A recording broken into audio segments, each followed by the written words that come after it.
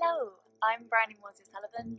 I'm a puppet maker and puppeteer, and today I'm going to talk to you about my two giant walkabout puppets.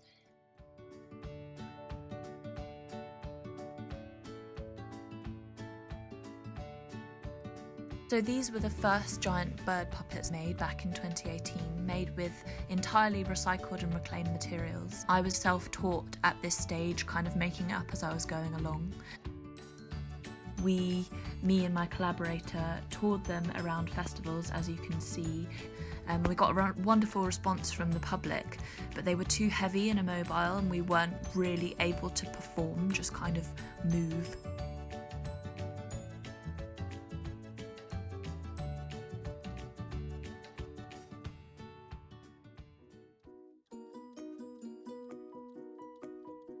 So the second set of birds were based on this metal bird candle holder that I found. It just gave me this perfect set of sort of cartoon shapes to begin designing from. I then moved on to the character design stage, which is quite an important part if you're thinking to develop a performance in the long run.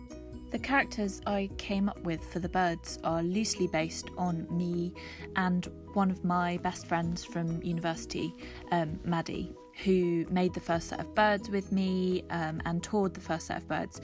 We lived together for our 3 years in London, having ridiculous adventures and generally trying to work out how to be adults.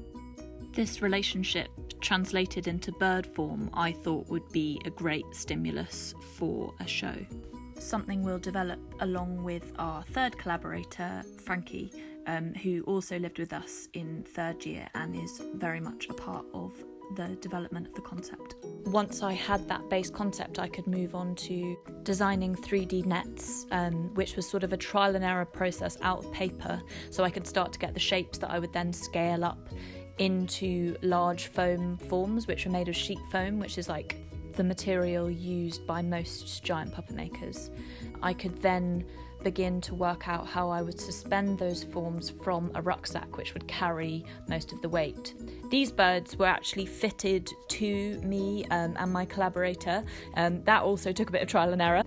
One of the most difficult ones to get right was the mouth mechanism, which in the end I used a bike brake trigger mechanism, which worked really well actually. Another important aspect was being able to get the head movement right, because if you have two static poles, it's quite difficult to move it in an expressive way.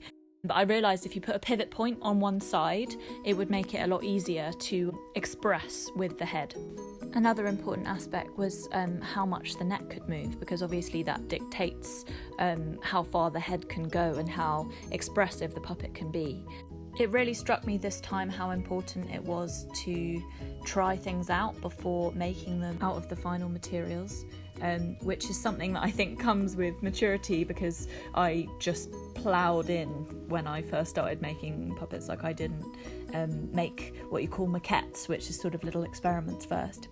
But as you can see, they came together. The videos of us moving around here are me and my collaborators basically just experimenting to see their range of movement, to see the kind of stuff that we might do in performance. But yeah, we've got to paint them, we've got to put feathers on them, we've got to develop a whole range of performances for different environments, for adults, for kids. This is basically just the beginning, and once in the theatre industry, once you've got a show, you can tour it for many years to come. So basically, stay tuned to see where the birds go and what they do.